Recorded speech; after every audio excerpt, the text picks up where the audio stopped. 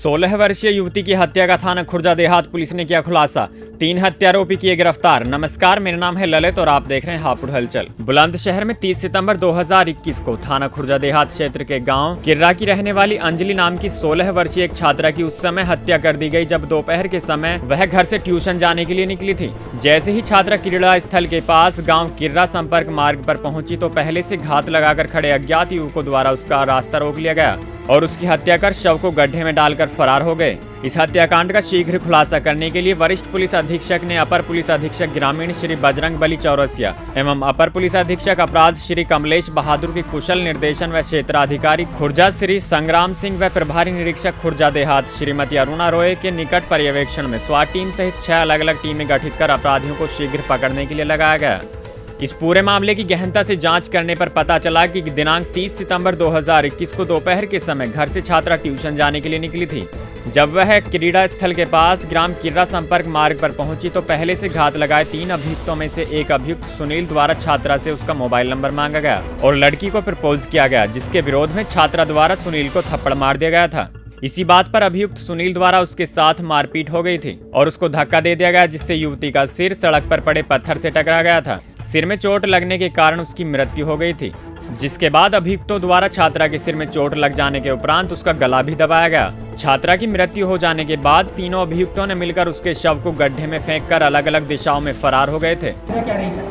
ये दिनांक 30/9/21 को दोपहर में लगभग 1 से 1:30 के बीच में थाना खुर्जा देहात के किर्रा गांव में एक 16 वर्षीय लड़की जो ट्यूशन पढ़ने जा रही थी, उसकी गांव की ही सीमा में सड़क के किनारे शव मिला था, गड्ढे में सड़क के बिल्कुल किनारे।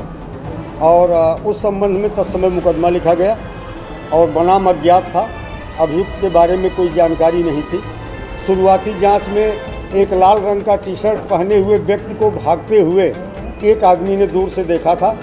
उस आधार पर उस दिन लगभग घटनास्थल से 9 किलोमीटर दूर एक संदिग्ध व्यक्ति जो लाल टी शर्ट में था, जिसको कहीं से जानकारी मिल गई थी कि लाल टी शर्ट वाले को पुलिस तलाश रही है, कॉम्बिंग कर रही है, वो भागते हुए खेतों में छुप गया था। उसे पकड़ा गया था और प्रथम दृष्टया ऐसा प्रतीत हो रहा था कि वो व्यक्ति घटना करके भागा है, क्योंकि जितने समय पूर्व घटना हुई थी और जितनी दूरी तक जिस रफ्तार में वो भाग रहा था, उससे अंदाज़ा यही लगाया जा रहा था कि वही व्यक्ति है जो मौके से घटना करके भागा। लेकिन प्राथमिक जांच में ही हम लोगों को ये लग गया कि ये व्यक्ति निर्दोष है, भांग का नशेड़ी था और उसको कहीं से जानकारी हो गई थी कि लाल टी शर्ट वाले को पुलिस तलाश रही है। तो इस आशंका के कारण नशे में वो अनवरत भागता रहा और उसको भागते हुए कई गांव के लोगों ने देखा, इस वजह से उसे पकड़ा गया था। लेकिन हम लोग किसी भी परिस्थिति में किसी निर्दोष व्यक्ति को इतने गंभीर अपराध में जेल नहीं जाने देना था, इसलिए उसे जेल नहीं भेजा गया, उसे होल्ड कर लिया गया। और हमारी स्वाट टीम सुधीर त्यागी इंस्पेक्टर और अखिलेश गौड़ के नेतृत्व में लगातार प्रयास करती रही। इस प्रयास के क्रम में ये 3 अभियुक्त गिरफ्तार किए गए हैं जो उसी गांव के हैं।